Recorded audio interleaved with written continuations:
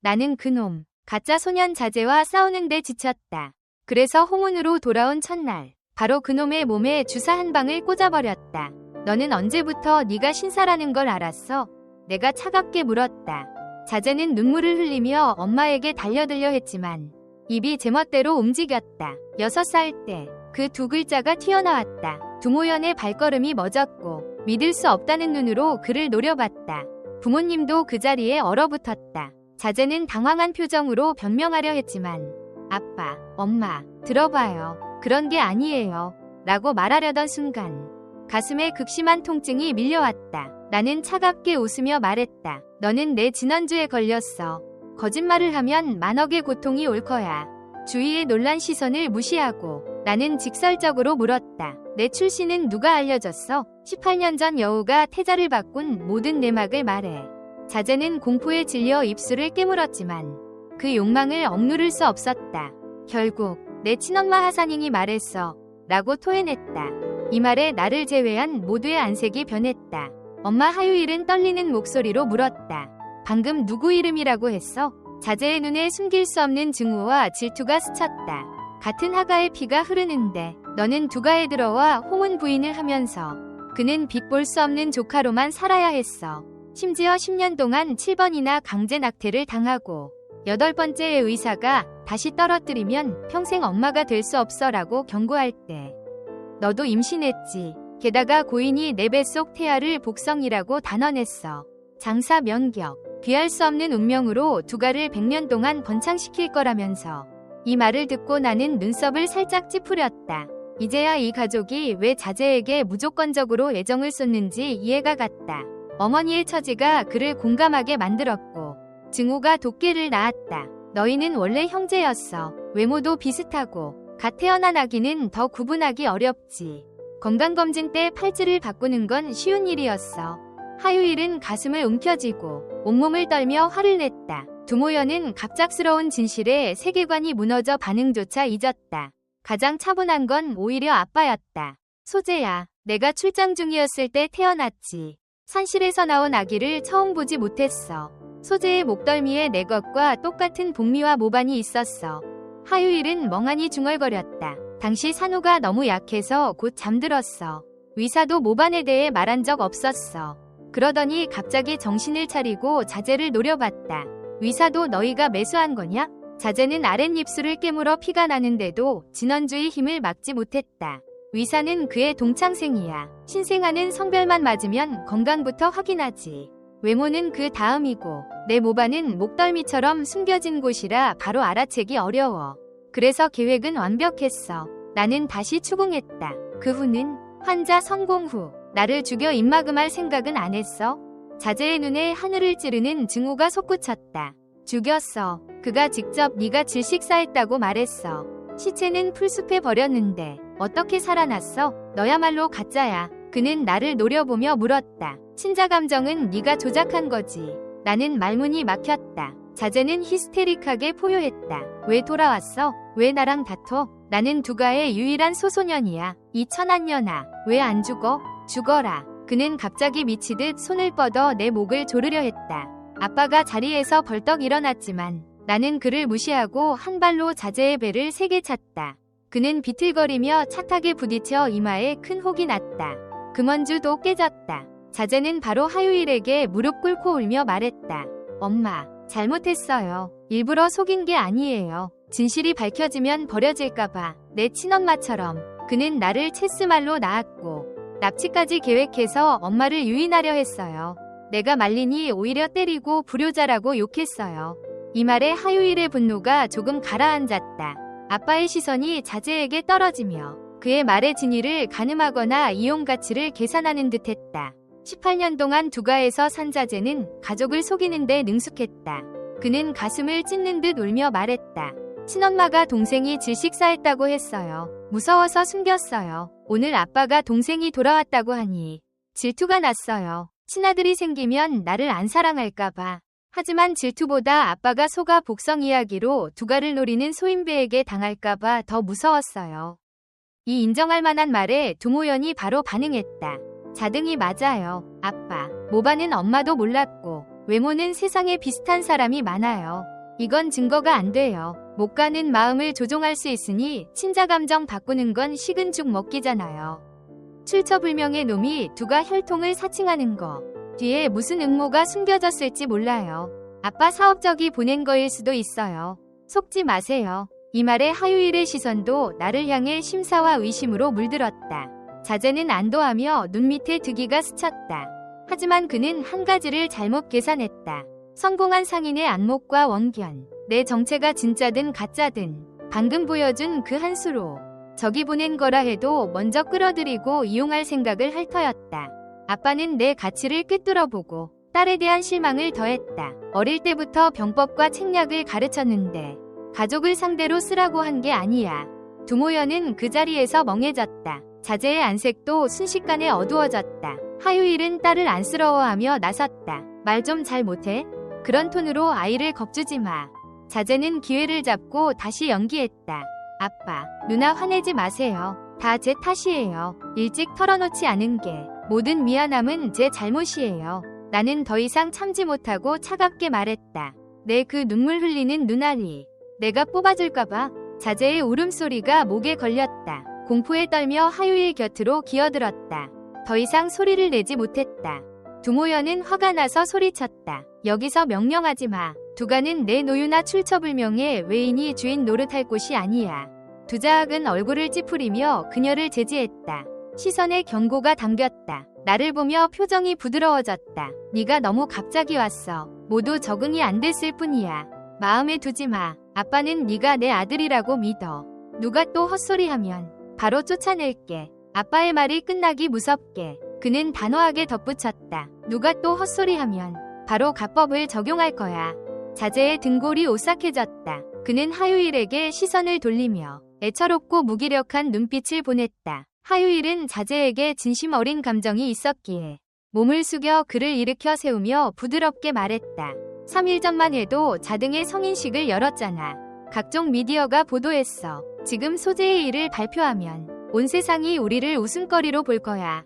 자제는 그녀의 품에서 흐느껴 울며 입꼬리가 살짝 올라갔다. 눈치채기 어려울 정도로 득의양양한 미소였다. 두모연도 이맛살을 펴며 맞장구 쳤다. 엄마 말이 맞아요. 우리 두가는 소문 가문이 아니에요. 진짜 가짜 소년 뉴스가 터지면 외부에서 어떻게 비웃을지 몰라요. 게다가 엄마 임신 때 대사가 복성이라고 예언한 건 세상이 다 알아요. 자등은 육아와 혼약도 있어요. 지금 공개하면 유가가 사기 결혼이라고 생각할 수 있어요. 양가 가 적대시되면 손실이 커요. 이 말을 듣고 아빠는 침묵에 빠졌다. 웃음거리가 되는 건 사소하지만 육아 혼약은 신중히 해야 했다. 하유일은 아빠의 표정을 보고 그가 흔들린 걸 알아채고 바로 철을 두드리듯 말했다. 차라리 대외적으로 소재는 우리 양자라고 하자. 그래도 족보에 들어갈 수 있으니 천륜을 즐기면서 육아 연혼에도 영향 없어. 양전짐이잖아. 아빠는 여전히 입을 다물었지만 오랜 부부인 하유일은 그가 이미 동의한 걸 알았다. 방금 세운 좋은 아버지 이미지 때문에 스스로 얼굴을 때릴 수 없으니 그녀가 악역을 자처했다. 소재야, 엄마도 이렇게 해서 네가 억울할 거 알아. 하지만 어쩔 수 없어. 두가가 화려해 보이지만 육아와 원수지면 팔 하나를 자르는 꼴이야. 두가가 어려움에 처하면 너한테도 좋을 게 없어. 어차피 명분 문제일 뿐. 우리 가족끼리 알면 돼. 걱정 마. 나중에 자등이 성공하면 내 몫은 절대 빼지 않을게. 모두의 예상을 깨고 나는 쿨하게 동의했다. 좋아. 그러고는 바로 앉아 협상 자세를 취했다. 그럼 먼저 28년 양육비를 계산해보자. 하유일의 미소가 순식간에 굳었다. 자제가 입을 열려하자 나는 한눈에 그를 쏘아봤다. 최고지 진원주를 걸면 평생 불을 견디지 못할 거야. 해볼래? 자제는 바로 얼어붙어 소리를 내지 못했다. 두모연은 아까 아빠에게 꾸중을 듣고 강경하게 나서지 못했다. 다만 차가운 눈으로 나를 노려볼 뿐이었다. 하유일은 미간을 찌푸리며 말했다. 다 가족인데 무슨 계산이야? 너무 과하지 않아? 나는 무표정하게 반문했다. 그 말은 네가 직접 한 거잖아. 자등이 가진 건 내 몫도 빼지 않을 거라고. 게다가 나 양육은 너희 의무잖아. 왜 과하다고 해? 인신매매범 아들을 보물처럼 아끼면서 친아들에게는 털끝 하나 주지 않다니. 너무 인색하네. 아니면 두가가 파산 직전이라 이런 창피한 짓을 하는 거야? 그러고는 깨달은 척 덧붙였다. 아, 맞아. 내 딸이 해외 항공권도 못 사서 대체자를 키우면서 보모 겸 침대 노릇 시키는 거래잖아. 이건 정말 안정적인 장사네. 두모연은 공개적으로 뺨 맞은 듯 얼굴이 화끈거렸다. 놀라움과 분노가 뒤섞였다. 아빠는 그녀의 노여운 표정을 보고 내 말이 거짓이 아님을 알았다. 안색이 어두워지며 말했다. 두가가 먹을 걸 부족하게 했어. 마실 걸 부족하게 했어? 그런 더러운 짓을 하다니. 아직도 소리치고 있네. 돈이 남아돌아서 그런가? 카드 다 정지해. 집에 처박혀 반성이나 해. 밖에 나가서 창피 주지 마. 두모연의 얼굴이 창백해졌다. 아빠는 단호하게 말했다. 풍화설월 놀 시간은 있으면서 일은 안 해. 이 총재 자리도 그만둬. 하유일은 입을 벌렸다 닫았지만 아빠의 차가운 시선에 말을 삼켰다. 다만 나를 보는 눈빛이 점점 적대적이었다. 나는 그걸 무시하고 말했다. 나 봐서 뭐? 내 딸이 저지른 악행은 내가 가르친 게 아니잖아. 내 그 멍청한 아들은 울기만 해. 새가 풍범이라고는 없고 하삼남 수단으로 사람들 현혹하네. 눈이 멀었어? 남들 눈에 비웃음과 경멸만 가득한데 거기서 자만심에 취해? 온 세상이 내 주위 돌 것 같아? 진짜 돼지처럼 멍청하네. 다행히 내가 어렸을 때 바뀌었지. 너희한테 키워졌으면 차라리 죽는 게 나았을 거야. 자제는 믿을 수 없다는 얼굴로 변명하려 했지만 주먹질처럼 아무도 내 말을 반박하지 않았다. 내 시선이 다시 그에게 떨어졌다. 일각은 아버지, 월각은 어머니. 내 운명에 상청이 있어. 그 하산잉이 내 6살 때 살아있었다면 절대 내 친엄마가 아니야. 시선을 하유일에게 돌렸다. 너희 둘 얼굴상으로 봐도 혈연 없어. 하산잉이 목 졸라 죽인 아이는 아마 자기 친아들이었을 거야. 그는 누군가에게 속은 거지. 자제는 입을 벌렸지만 나는 무시하고 아빠에게 물었다. 그 의사 행방 찾을 수 있어? 아빠의 표정이 어두워졌다. 조사했어. 사건 후 곧 독일로 유학 갔고 아직 안 돌아왔어. 내 시선이 자제에게 향했다. 그를 감옥에 보내. 온몸에 죄악이 가득한 놈. 대가 치러야지. 하유일은 바로 반대했다. 안 돼. 내 얼굴이 차갑게 식었다. 웃기네. 너희 부부가 병원에서 애 낳는데 의사 배경도 안 알아? 조사했는데 문제 없으면 이미 설계된 함정이지. 너 진짜 대단하다. 인신매매범 새끼는 보호하면서 친자식한테는 원수처럼 굴어? 뇌에 물들었어. 당나귀 발길질 당했어? 멍청함에 급치네. 하유일은 화가 나 얼굴이 파랗게 질렸다. 손가락으로 나를 가리키며 한참을 버티다. 한마디도 못 뱉었다. 자제는 정신을 차리고 소리쳤다. 감옥 가기 싫어. 말이 끝나기 무섭게 손이 젖었고 공포에 입을 벌렸지만 소리가 안 나왔다. 아빠가 갑자기 고개를 돌려 나를 노려봤다. 내 짓이야? 나는 태연하게 말했다. 작은 정원주일 뿐이야. 안 죽어. 그냥 잠시 말 못할 뿐. 감옥 들어가면 다 불 거야. 손에 피 묻힌 놈. 지옥 가서도 축생으로 환생할 자격밖에 없어. 두모연은 참지 못하고 소리쳤다. 여기서 헛소리하지 마. 나는 짜증스럽게 그녀를 흘겼다. 극도 동포수족? 지금 그 꼴은 네가 봉살로 만든 거잖아. 이제 와서 난매정 깊척하네. 두모연은 순간 얼굴이 붉어지며 드러난 공포와 혼란으로 가득 찼다. 자제는 벼락 맞은 듯했다. 하유일은 본능적으로 딸을 받고 아빠는 이맛살을 찌푸렸다. 나는 그냥 복성일 뿐인데 그렇게 두려워하네. 너도 스스로 못 일으킬 놈인 걸 아는 모양이야. 그 옛날 점쟁이 노도는 이미 죽었겠지. 수양 부족한데 청기 엿보려다 해치고 최소 7규 출혈로 끝났을 거야. 아빠의 마음이 철렁했다. 자제 만월 때 보낸 사람이 보고했다. 그 대사가 청기엿보다 반사로 7규 출혈에 죽었고 집안 복성을 홀대하지 마라. 아니면 두가 파멸할 거다. 라는 유언을 남겼다고. 그래서 18년 동안 두잣등을 애지중지했다. 하지만 이제 진짜 복성이 돌아왔으니 아빠의 태도가 180도 바뀌었다. 우리 두가 아이는 본래 청교백에 받아야 해. 이 18년 빚 아빠가 다 갚아줄게. 이제부터 너는 두가의 유일한 상속인이야. 아빠가 단호하게 선언했다. 나는 그딴 상속인에 전혀 관심 없었다. 두모연은 받아들일 수 없다는 듯 비명을 질렀다. 안 돼요. 동의 못해요. 아빠는 차갑게 그녀를 흘겨봤다. 두가 일은 네가 끼어들 차례가 아니야.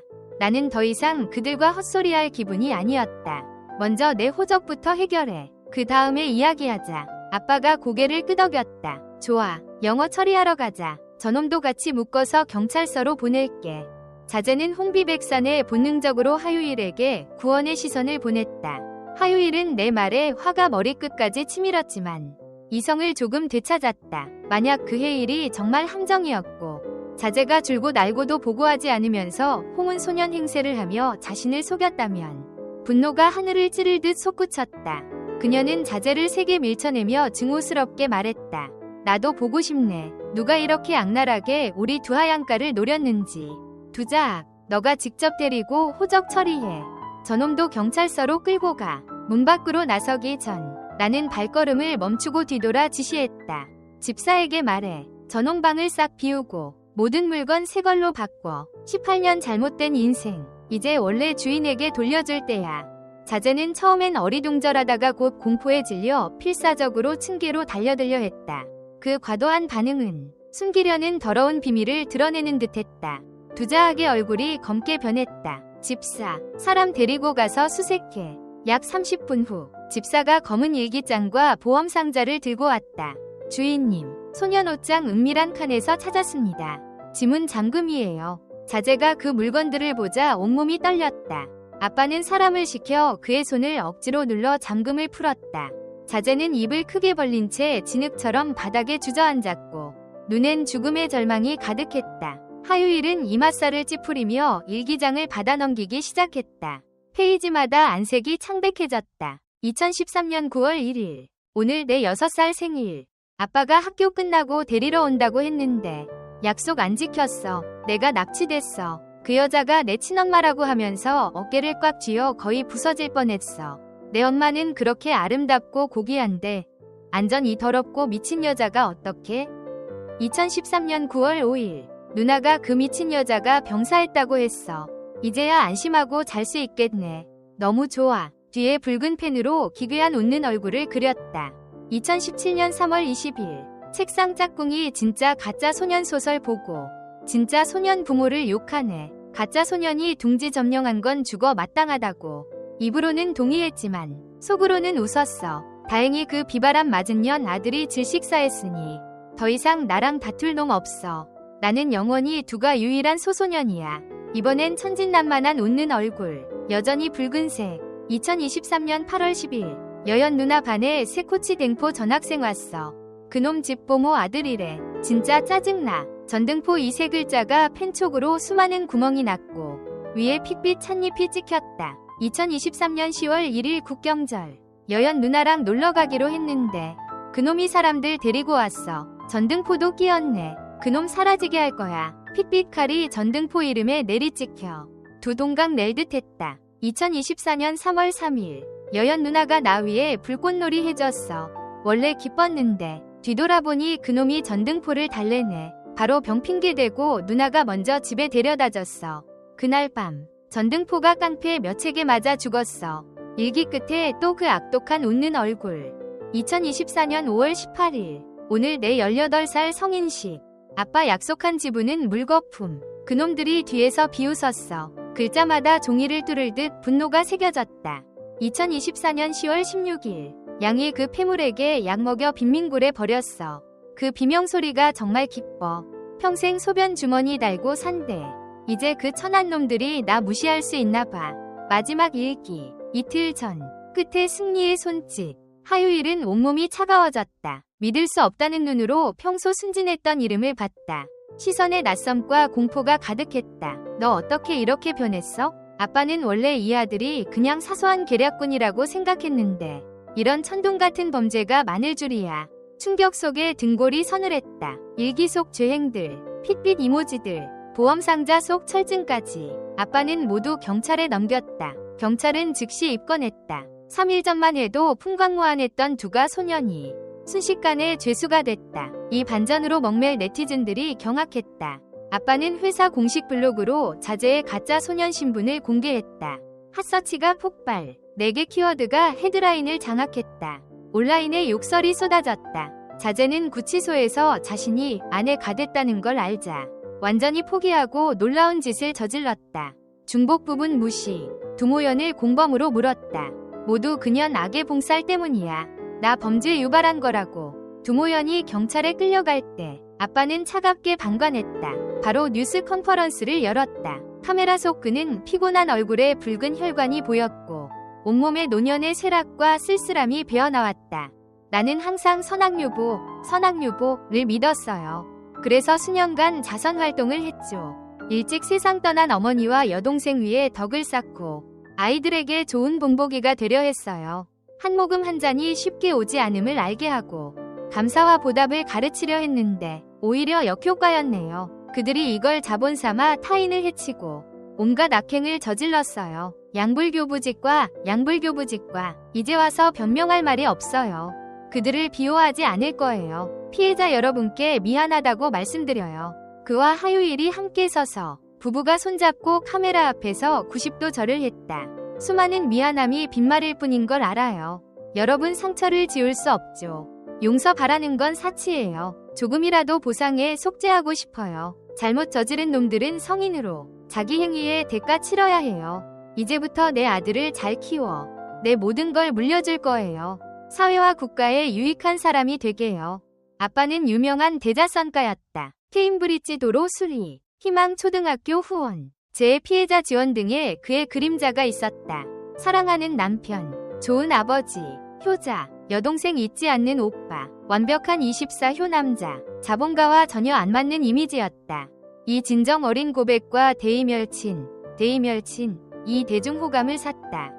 댓글은 순식간에 뒤집혔다. 아빠의 이 진심 어린 고백과 대이멸친이 순식간에 대중의 호감을 사로잡았다. 온라인 댓글은 극과 극으로 뒤집혔다. 이게 진짜 천금 부모 태도지.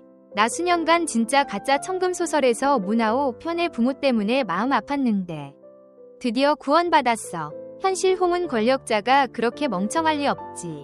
웃긴 건 방 하나 양보한 건데 침교교가 자기 신분 못 깨닫고 오히려 죄행 드러냈네. 자업자득이야. 열등 유전자가 유전되는 게 맞아. 인신매매범 딸이 뭐 좋을 게 있겠어? 다행히 부모가 정신 차려서 아니면 진짜 천금 운명은 뻔했지. MC 도겁는 온라인 여론에 별 관심 없었다. 홍은 소년 신분이 그의 도심을 가두지 못했다. 이 세계 연기가 고갈됐으니 그는 공덕을 쌓아 신앙지력을 얻어 수련을 계속할 수밖에 없었다. 그는 지금 가장 핫한 라이브 플랫폼 두액의 계정을 등록했다. 이름은 아주 거창하게 반보신선. 신인방송인은 홈페이지에 5분 추천이 뜨는데 이름이 너무 과감해서인지 곧 사람들이 몰려들었다. 애한세월리 가 라이브룸에 들어왔다. 청천유알로 가 들어왔다. 취도인 이 들어왔다. 애시저 토지네리적 빔이 가 들어왔다. 댓글들이 쏟아졌다. 방송주 누님 너무 예뻐. 엄마 선녀 봤어. 유자바나 과연 신안이네. 이름 진짜 솔직하네. 얼굴 보는 세상에서 미모는 정말 많은 굴곡을 피하게 해줬다. 도겁이 인사하려던 순간 시스템이 알렸다. 지존 VIP 아시어여분토가 라이브룸에 들어왔다. 지존 VIP는 두락팬 최고 등급. 소비 1천만 초과. 요약하자면 이건 부파였다. 부포는 들어오자마자 후원 폭탄을 터뜨렸다. 아시어여분토가 불꽃놀이 10개를 선물. 하나의 불꽃놀이가 3.888원. 10개면 38.880원. 대형 후원은 홈페이지에 공지되니 또 팬들이 몰려들었다. 댓글 창이 끌어올랐다. 주양영도 와. 어느 홍은 아가씨야? 학과산제동 우후 아가씨. 집에 보모 부족해요? 시거위장 아니. 너희 다 못 알아봤어? 이건 못 가. 이소저잖아. 아우부성성성. 내가 왜 별이야. 빛을 뭐 바래? 파리새가 왜 이렇게 익숙하나 했네. 진짜 아가씨네. 라이브룸 인원이 순식간에 300명으로 치솟았다. 지존 VIP 아시어여분토가 연결 요청. 도겁이 동의하자 화면이 둘로 나뉘었다. 반대편은 젊고 예쁜 얼굴 도아한의 오만과 고냉이 가득했다. 도겁을 보는 눈빛은 놀라움과 장난기. 잘생긴 오빠, 내 남친 할 생각 있어? 도겁은 무표정하게 대답했다. 나는 무정도를 수련해. 목욕녀은 웃음을 터뜨렸다. 아직 수련자 행세? 그럼 나 대신 계산해봐. 도겁이 갑자기 말했다. 내 아빠가 곧 선인도에 걸릴 거야. 지금 안구하러 가면 7개월 후에 아버지 하나, 어머니 하나 공유하는 남동생이 생겨 가산 다툴 거야. 목욕엽은 계산해달라는 말이 목에 걸렸다. 도겁을 노려보며 무슨 헛소리야? 라고 욕하려다. 그 잘생긴 고냉한 얼굴에 삼켰다. 잘생긴 게 죄는 아니지. 음식은 함부로 먹어도 말은 함부로 하면 안 돼. 도겁은 태연하게 말했다. 일각은 아버지, 월각은 어머니, 내일각 경기내청이니. 아버지가 소인배 계략에 빠졌어. 또 복화살, 도화살이니. 선인도 확실해. 형제궁은 평생 형제 둘. 하나는 내 형, 다른 하나는 아직 안 태어났지만 기현, 빼앗겨 명각, 바뀔 동생이야. 안 믿으면 지금 어머니한테 전화해. 임신했는지 물어봐. 목욕엽은 입이 딱 벌어졌다. 목엄마는 50 가까이 됐는데 국가 선태정책에 반응할 기미도 없었어. 하지만 도겁의 평온한 눈빛에 마음이 철렁했다. 어차피 전화 한 통쯤이야. 어머니한테 한 소리 듣는 게 대수냐. 그는 옆 친구 핸드폰 빌려 친엄마에게 전화했다. 곧 연결됐다. 여보세요? 목욕엽은 그 흥분된 목소리를 알아챘다. 엄마, 나야. 목목, 이 손을 꼭 쥐었다. 아기야, 무슨 일이야? 목욕엽은 일부러 가볍게 물었다. 왜 그렇게 기뻐? 좋은 일 있어? 목목 목소리에 웃음이 묻어났다. 들켰네. 원래 내 아빠 돌아올 때 발표하려 했는데 네가 먼저 걸렸어. 말할게. 이제 너 우리 집 막내 아니야. 누나 돼. 목욕엽은 본능적으로 화면 속 도겁을 봤다. 침을 꿀꺽 삼키며 확인했다. 임신하신 거예요? 맞아. 목목이 환희에 차 말했다. 오늘 가정이가 할아버지 재검사 왔어. 나 요즘 잠이 안 와서 같이 검사했는데 이 나이에 다시 임신할 줄이야. 딸이면 좋겠네. 예쁘고 향기롭고 부드러운 미녀가 사람들 사랑받을 텐데 너희 둘처럼 하나는 매일 꽃천지주지, 화천주지로 사욕분청, 불착사욕. 하나는 얼음덩이 얼굴로 냉기 뿜네. 집 에어컨이 무용지물이야. 목욕엽은 도겁말 생각하며 물었다. 그럼 실망하실 텐데 이번 태아는 남자애예요. 목목이 놀라 물었다. 어떻게 알아? 추측했어요. 목욕엽은 더 말하기 싫어 서둘러 끊었다. 먼저 끊을게요. 댓글 창이 폭발했다. 주양영도 와 진짜 맞췄네. 너무 신기해. 북몽취가 명백한 대본이잖아. 금세 아벤 200발 창창. 누가 홍은부포 동원할 면차 있어? 자기맹매지구 장맹. 임신이랑 선인도 맞물리면. 목욕엽도 그 댓글 받고 눈꺼풀이 떨렸다. 핸드폰 들고 밖으로 나섰다. 지금 아빠 찾으러 갈게. 맞으면 내 사업 도와줄게. 틀리면 경찰 불러잡아. 도겁은 무관심했다. 맘대로 해. 목욕엽은 그의 자신감의 마음이 더 무거워졌다. 옆무리도 이 신비로운 방송주를 보며 소란을 피우고 따라 나섰다.